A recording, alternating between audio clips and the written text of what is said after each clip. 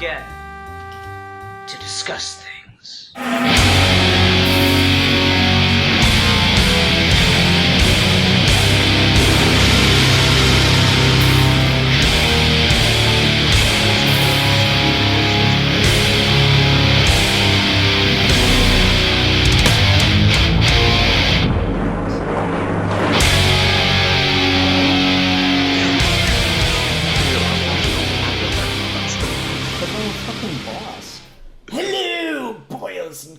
It's your old pal Scythe Part 2 here, joined today by a gore for fun! Excellent. For another episode of Ghouly Gentlemen Character Discussions. Hey folks, that was the Crypt Keeper. Today we're talking about a very, very special horror-esque, pretty definite horror character. The old one, Cthulhu. Yes, which was a very interesting pick when you went for it, but one I'm surprised you haven't touched on before, simply given how big Cthulhu is, and Lovecraft in general is such a specific genre of horror that's influenced so many different things. It's like such a wide gambit. You can talk about many different things, but just to focus on the character of Cthulhu, I'm going to just steal your idea and be like, what made you want to go for him? You know, it's one of those things where, like, horror characters, like, the first year or so that we're doing character discussions in Horror Month, it was real easy. It's like, oh yeah, Fred Krueger, this character. That well seems to dry up really fast. And the reason for that is, once you talk about a bunch of the big ones, a lot of horror characters don't have much of a character, per se. And it's interesting that I had to really kind of think and gravitate toward Cthulhu, because he's where you get to a point where it's like, there's a character called Cthulhu. It doesn't have much of a character, but it's really interesting as an idea. And so I feel like there's a lot of room to talk about around Cthulhu without having to talk about, what motivates Cthulhu? What is Cthulhu's favorite color? Stuff like that. It's just, it's got this weird kind of transitionary period, I feel we can get into. We can get into the world and the myth of Cthulhu, even though Cthulhu proper doesn't really have much of a character, so to speak. It's just a threat, Mm-hmm. He's the unknowable brought to life, and the biggest widespread version of that, which a lot of the Lovecraftian creatures will kind of follow that same trend of just like the horror of not knowing. But Cthulhu is definitely just, at least in his initial incarnation, just this entity, unknowable jump scare almost. Mm-hmm. But he's not even given things to do or talk about. It's just other things talking about him, which is like almost like a big narrative sin, which you never should really do about describing characters, like show don't tell. But with Cthulhu you kind of have to, because showing is impossible. Exactly. And that's the thing about Lovecraft's writing, despite him being a racist prick. That's the thing about Lovecraft's writing in horror that is just so effective, is it never works as well outside of prose.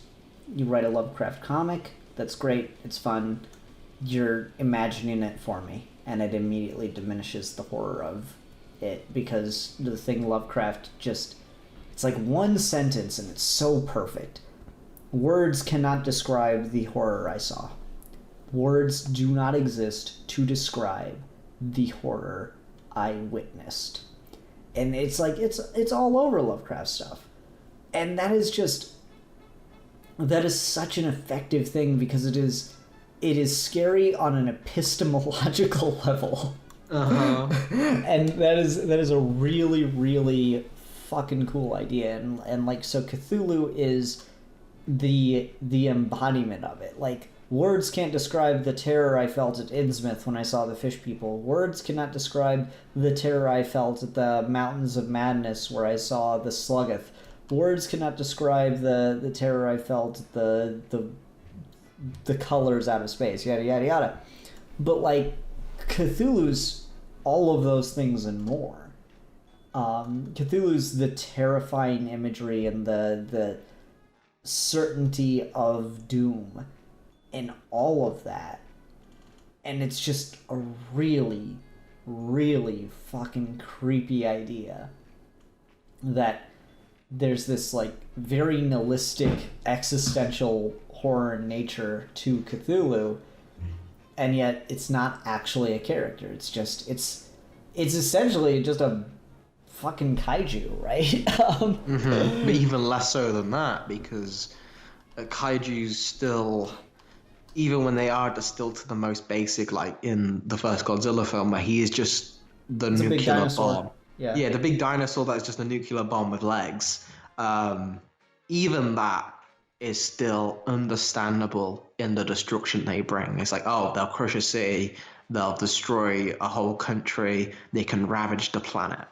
You get to Cthulhu and you start dealing in so esoteric and the realms of the mind, like even above the whole, oh, they'll rule the multiverse and exist outside it. That's still pretty high concept stuff. But even past that, it's so almost down to earth and inward focused that it's even more unknowable, where it's just how do you make someone go insane by gazing upon them? Like, what? Yeah, exactly. Like that's the thing about Cthulhu that's so interesting. And it's one of those things where I kind of like shitting on Lovecraft because he was a racist bastard, but like I don't think he even understood the full breadth of his story, because the Call of Cthulhu is actually a really shit story in all things considered Lovecraftian lore. Like I love Colors Out of Space. Colors Out of Space is one of my favorite horror stories. It's fantastic. Shadow over Innsmouth, again, really really great horror story once you ignore the racial context and stuff. But Call of Cthulhu, they hit him with a boat.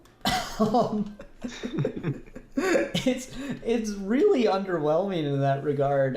They hit him with a boat, and like there's the sense that, oh, it didn't kill him. It simply delayed him. It simply injured him briefly. He wasn't really ready to come out yet, and it simply just delayed him and the inevitable.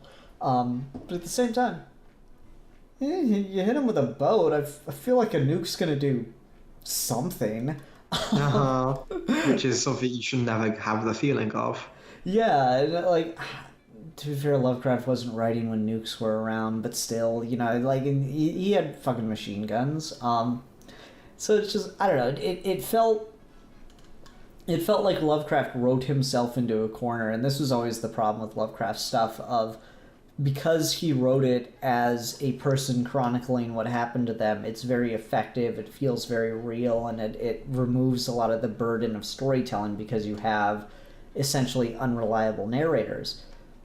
But that also means that your person needs to survive the event in order to be writing it down, or they're literally writing it down as it's happening, which is kind of weird. So it's just one of those things where like I feel like he wrote himself into a corner with like, how does he make this character survive Cthulhu if it's maddening to even look at them and look at the thing and yada yada yada. And so it's kind of disappointing. It leads me to the place where like I think Cthulhu is so lasting and so iconic from Lovecraft's lore because it's got this like untapped potential that Lovecraft never properly fulfilled. Because his was very much more so the a person with a different skin tone than me. It must be unknowable, and they have interbreeding with our women. It's and that's the scariest thing he could imagine. And for a lot of people reading his books at the time, that was also the most scary thing they could imagine. We've grown somewhat as a society since then, I'd like to think, at least in some respects. You still do get the people who are like, a skin tone. But in general, I think it's something where he was limited by his own biases, that in the scope of what is truly scary gets brought upon by people much smarter than he ever was to bring upon that idea of, okay, there's something to this unknowable entity. Let's really talk about unknowable cosmic horrors. Like, oh yeah, you break down the fundamental matters of the universe and how old humanity is and all we've achieved. It's not even like a heartbeat in the universe. It's we're so small compared to once we really know how big the universe is, and the Earth could blow up and the universe wouldn't change a single thing. That's the kind of shit that smarter people are starting to explore. Mm-hmm. And like that's the thing that I think makes Cthulhu a really interesting threat in that regard. An interesting character is it's that inevitability personified, you know, and I feel like that's the thing that just needs to be explored more. Unfortunately, I haven't seen it much, like explored or gotten into all that much. It seems that when people do Lovecraft stuff, they don't want to make the same mistake Lovecraft did and try to go for the big bad. You know, it seems that they try to dance around it and tell those more small scale stories of like all the things that are worshipping Cthulhu and yada yada. Mm-hmm. It's more the effect of the cultists of the people, or just living in that world where you never have to come across the things, but they're around and their legends are spoke of. Like, I think Bloodborne is a really good example of a modern Lovecraftian take where you never come face to face with, like, there are some eldritch horrors in that game, but like you're not fighting Cthulhu or anything. It's just they're mentioned, they're spoke of, and you're feeling the effects of living in the same world as them, but it's something where it's all atmosphere. Mm-hmm. Yeah, and see, that's the kind of thing that I tend to find interesting, is like it's probably not done because it's a very amateurish, it's a very novice kind of thing to go for something on that scale. Like, I feel Lovecraft wrote himself into a corner in multiple ways because he'd seeded Cthulhu so much in his work that he eventually needed to do something with it. Otherwise, it's kind of a letdown, you know? But at the same time, he'd made Cthulhu so unknowable, so incredibly overpowering and extreme, that nothing he wrote could possibly live up to showing it, you know? Mm-hmm. And so I kind of like the idea that no one else wants to really get into it outside of just being, you know, kind of silly. There's a lot of like Cthulhu saves the world and stuff like that. There's not much interest in touching Cthulhu in a serious matter because the people that are writing that stuff kind of realize that it's too big for anyone to really do and do it properly. Because, funny enough, one of the most popular videos on my channel is an old episode of Geeky Gentleman where I decided, alright, fuck it, let's debate Godzilla versus Cthulhu. And constantly, I still, to this day, get comments on that video like, oh, Godzilla threw a mountain and did this, and, you know, the fucking battle scalers. Godzilla did this and this and this. And it's like, yeah, that's all great. And Cthulhu did get taken out by a boat. But, like, the scale of power you're needing to talk about for Cthulhu to do the things he's said to be able to do is just, if you take it seriously and it's not all just talk, I mean, it doesn't matter. Godzilla's not going to do anything like that. No one can do anything like that. Fucking pre-crisis Superman can't fight Cthulhu if everything that's said about him is true, as we have no reason to believe it's not. Mm-hmm. And I think that's a good point. Because there's a story there where you could delve into, and I'm sure this has been done, but okay. So it really is just cultists hyping him up, and he is just a kaiju. That you could, I think, if you're gonna make a Godzilla movie, you had to throw Cthulhu in. by necessity they're going to have to fight, and you should never really show Cthulhu in a fight. So I think you'd go almost the opposite way and say, oh no, Cthulhu's just a really powerful kaiju, but he's nowhere near as powerful as the mere mortals who believe him to be that. They just assumed he could because they'd never seen him lose and they've never seen him not do anything, kind of thing. And I think there's something you can play with that, and you could maybe go into more Cthulhu's power isn't necessarily he is the end of all things and the really most powerful thing, but he's really fucking good at making people think he is. And I think you can maybe, like, if you're going to add some character to something that never has to speak and never has to emote more than just intimidation and unknowable things, I think that's the way you go for it, is you just make him like a really good master manipulator through just his appearance and how he acts and the way he sets up his own myth, like any like powerful dictator. And that brings me to my next point, when I'd say, I don't know if you agree with this, but I think we've already told the greatest Cthulhu story ever made. Just not with Cthulhu. Okay. Final Crisis. Darkseid is. Yeah. I mean, it's one of those things where, like, Kirby definitely was doing some interesting stuff with Darkseid, right? Like, he was getting into some very meta, very powerful, mythical stuff with Darkseid.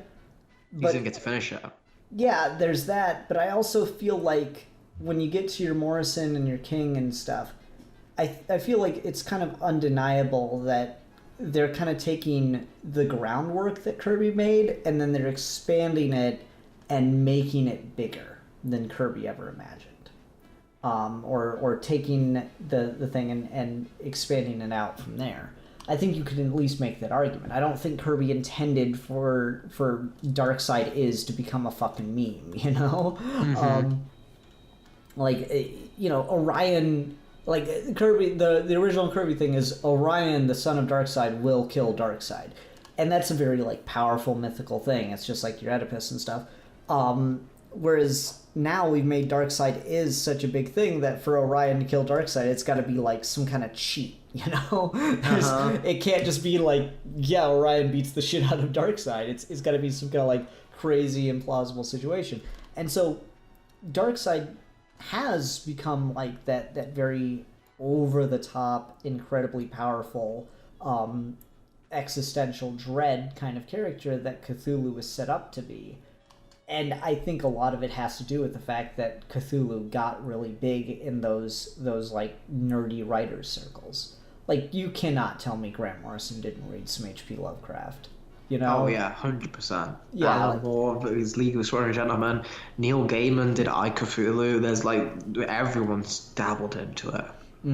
So like, I think what it is like that energy, that notion around Cthulhu kind of getting. And then this is what comics are great at. They're melting pots for this shit. You know, like the fucking pulp heroes all get melted in. Then the gritty detective stories get melted in. Then there's like, you know, and I'm not even out of the first 10 years. You get to the Silver Age and the fucking westerns are happening. Goddamn it, fucking Batman in a western doesn't make any goddamn sense in the world, but here you have it. So like, you know, comics are melting pots and they always have been. So you have like this very interesting, you know, British invasion obsession with like Lovecraft and witchcraft and all this shit, and it gets kind of tailored in and it just gets attached to Darkseid. And so Darkseid kind of absorbs that same energy, and then Morrison plays with that idea more and talks about these immortal ideas of heroes and how there's always the idea of a Batman, there's always the idea of a Superman going back to the very beginning of humanity, and so there's always the idea of a Cthulhu, of a Darkseid, of an ender of times. I think that's something which has kind of led to the biggest thing with Lovecraft in general, is it's more the works themselves in very much the same way as Bram Stoker's Dracula or Frankenstein, Mary Shelley. It's not necessarily, I mean, Frankenstein's a really good book, and so Dracula's a tough read, but it's still a good read. There's something where the ideas explored upon and played through there came out in an era where there could only be done so much and so many interpretations, and just writing in general learns from each other and builds upon the shoulders, and everyone keeps building on the other and over and over and over. And I think that obviously we're a big example of that, because the whole story that gave us success was writing inspiration from other things, from other stories. I think Lovecraft is very indicative of that, where not just the horror aspect is a strong play, and you can play a lot with that because, like you mentioned, the scope wasn't really nailed by Lovecraft. He talked a good game, but he wasn't good at showing it. If you do have to show it, there are some writers like Grant Morrison and like Neil Gaiman who can still keep the unknowable aspect of something by just showing you, like, this is how it looks to a 3D eye, but it's really 10th dimensional kind of shit. Like, those moves, I feel like, are something where comics and visual mediums, if you do want to play around with it, that's where you can get a really interesting sense of scale that can't really be quite as invoked through words. So there are some ways you can adapt Cthulhu that I do think work. Another one I think he's really good at is comedy. I think Cthulhu can be really funny. Yeah. I mean, not like, just go ahead. Not just evidenced by, like, the big one, which is the South Park episode, which are still some of the best South Park episodes they ever did, just Cartman and Cthulhu. But one of my favorite things is when Neil Gaiman did I, Cthulhu, which is the Cthulhu recounting his origins and his unknowableness and his plan and how he is sleeping and dreamless, but through the dialogue of if he was just like a regular guy from England. I think that's really funny because it almost helps sell the scale. Because when he talks in, like, when horror things try and play like a straight take Cthulhu, and they elaborate and they give everything of, like, it was unlike anything seen on Earth. It was like unknowable. It was unimaginable. I could not taste it, but I could feel it, kind of things. You almost build up so much where you can still kind of like, oh, this is epic in scale. I can imagine this in my head. It's not quite horror. It's more interesting. The moment you break it down to, oh yeah, so I'm from another existence, and me and my mates decided, oh, it'd be fun to conquer this thirdly realm, so we brought ourselves down here, but then those old gods got on our ass, so we had to go to the ocean, and now I've been enslaved, but eventually I'm going to wake up and then rule humanity, and then we'll move on, go to the next one. And it's so casual, but in there is the destruction of humanity and all we know and all we love and everything burning and children burning. Like, that's in there. But because they don't realize that, and that's not on their radar, it's funny. Yeah, like, Cthulhu works really well in comedy, and it's really fun to play with. It's also just a really good design. For something that should never be seen, it looks good. Yeah, like, that's the thing, is like, and you know, it's crazy because Lovecraft fucking drew it, and he's just got like a phobia of sex and of seafood. And so he's like, Lovecraft hates hentai, confirmed. My God, fucking, there you go. That's what you need to do. Resurrect H.P. Lovecraft and just force him to watch hours of tentacle porn. Yes, that's the payback, the racist motherfucker. No, but like, it's so weird because Lovecraft designed Cthulhu, and it's like you just so wouldn't expect that. But like he did a sketch of Cthulhu, and it's just such a weird fucking idea. It's got a cuttlefish for a head, and it's like, whoa, that's fucking rad. And so many people have done so much with that. Like, it's so cool to see how that has been utilized in different ways, because yeah, obviously you have just like, okay, it's like a Godzilla-sized monster, but then like a lot of people, there's these consistent things that come through it that are really neat. Cthulhu has a gut, like a beer gut, in so many things, and I fucking adore that, because it's so unique to him. I can't think of another monster with a fucking gut like that, and it's just neat. The cuttlefish for the head thing is a really cool thing, and it's so cool to see how that's been utilized and how that's influenced other things. Like, you got your Davy Jones, you know, from the Pirates movies. It's just a really fucking cool look. So the design of Cthulhu communicates so well. But then the design kind of feeds into itself and becomes even more funny when you decide to play parody with it. Like, one of my favorite jokes is Cthulhu gives the best hugs. For years, you can go back and watch some of my old videos and you'll probably see it in the background. For years, I have my custom Cthulhu figure that's an 18-inch figure that Haley and I made. And then Haley, as a present, someone got her a 18-inch Ariel and Ursula. And so we put Ursula right next to Cthulhu, and they make a cute couple. That's the ship. OTP right there. Endgame. And how weird is it that Ursula gets killed by a boat? Huh. I mean, it's the fucking kryptonite, right? Right, yeah. Fucking sea monsters get killed by boats. It's their one weakness. Moby Dick. Jaws. Jaws doesn't get killed by a boat. It's a fucking... He does it, he draws in Jaws 3. They kill him with a boat in Jaws 3? They fucking ram him in one of them. That's weird. Okay. How does the Megalodon die again in the Meg? I have no fucking clue. Maybe a bigger boat. That's why they need to get a bigger boat. That's where that line comes from. Is they weren't speaking of the shark's gonna eat it. They were like, no, we need to ram this fucker. See, now what I want to do is I want to take the scene from fucking Jaws where he's throwing the chum over the boat and then the fucking shark head comes out, he sees it, and he just backs up. And I want to like fucking Photoshop out Bruce and Photoshop in Cthulhu's head, and then fucking just Brody backs up and goes, we're gonna need a bigger boat.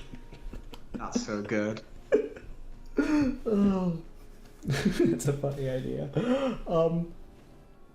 Yeah, so anyway, like the yeah, exactly. The comedy comes in there because it's so incredibly specific and unique that it's got like that superhero level of like the underwear's on the outside. It's so perfectly succinct to that one thing that it's completely unmistakable, which is really, really great for comedy. Like you see that a lot in like impressions. Like when everyone does a Christopher Walken impression, they do like a very particular thing. And that's like that's the best part, is like when you have that one thing that's like very, very iconic, very, very particular. It works great for comedy and great for horror, and those two things love each other so much. Mm-hmm. And I feel like it's one of the strengths where, although Cthulhu is one of the biggest horror icons and one of the biggest horror things, he's still relatively untouched. I don't think there has been a way like zombies or vampires. We've never really got Lovecraft out. We've got Lovecraft out by the fucking person, but the universe itself really hasn't been touched on in a really big way. The most recent thing that comes to mind for like in terms of like cinema is like Cabin in the Woods and how that ends. But even then, that's not the focus of the film, and it's not the big. It is at the end, but it's like it wasn't. Wow! Now everyone started doing elder gods. Yeah, I think that's a good point. And even then, like the elder gods in Cabin in the Woods are just us. It's not really, depicting the elder gods, right? Like well, at the end, they come out from the fucking earth. Yeah. No, but what I'm saying is, like, the elder gods are not the elder gods that we see in Cabin in the Woods are a stand-in for the audience. Oh yes, of course. Yeah, they're not like it's not it's a very meta thing. It's not like a straight text thing, at that point. And so I think that's like just an important distinction to make. So even when it's been done in a major way, it hasn't really been done. The only thing that's like really gone for it is, I think, The Mist. And even then, it waits it all out, and it's just a fucking grocery store the whole goddamn movie. So it's like it's people aren't touching it as much as I feel like there's room to, which is disappointing, certainly. I don't know. What else can we talk about with Cthulhu for just another minute or two? Are there any, because there was that comic, and this is kind of relevant to what we've been doing lately, of Batman, the Call of Cthulhu, where like the Cthulhu, it was like a Batman Cthulhu Lovecraftian. Yeah, I can't remember the name of that one. And I did a review of it too. God damn, that's the one where Batman becomes a fucking man-bat and living in Wayne Manor, which is perfect. Mike Mignola. It was all right. It was all right.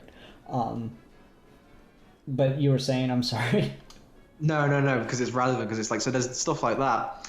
Do you think there's any room for Cthulhu being part of other fictional universes, just like in the background? Because I think he works well for that. Like, I like that the South Park lore just has the Lovecraftian world in its like ocean. I just canon to that. And like throwing him in the DCU, he fits quite well. I mean, he was in Justice League Unlimited. A lot of people forget about that. Cthulhu's in... I forgot about that. You remember the episode with Hawkgirl and Solomon Grundy and Dr. Fate? Oh, yeah. Yeah, that's Cthulhu that they're fighting. Oh, shit. Yeah, like, it's 100% Cthulhu. They just don't name him. It's even got, like, you know, the fucking, like, tentacles and everything in the eyes, and it's just, you know, we worshipped you, but you betrayed that worship, blah blah blah. And so like the Thanagarians were Cthulhu cultists or some shit, which is kind of an interesting idea. No, I think he fits wonderfully in those things, especially because he's in public domain, so it's particularly good to know that, you know, Lovecraft's dead, obviously, but that none of it goes to Lovecraft or his estate is really beneficial to me. So that, yeah, I think Cthulhu and that whole mythos works really well in other things. Not to just be too on brand, but there's a comic coming out right now by American Mythology Comics called Zorro versus the Old Gods. What? Yeah.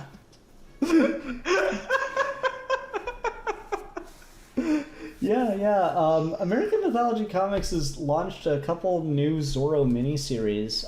They started with Zorro Swords of Hell, or like, my bad, it's called Zorro Rise of the Old Gods. They started Zorro Swords of Hell that was like, okay, Zorro's story plays out exactly like it does in The Mark of Zorro, Tyrone Power film.